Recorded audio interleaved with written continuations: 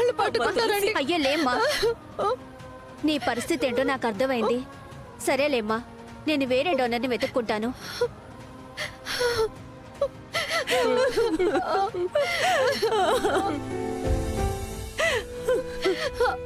తులసి, అమ్మా, నువ్విలరా.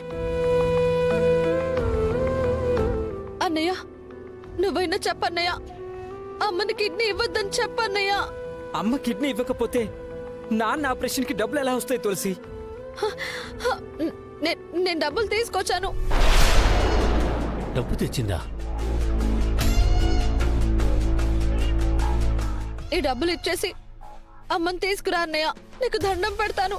వెళ్ళన్నయ్య, వెళ్ళు.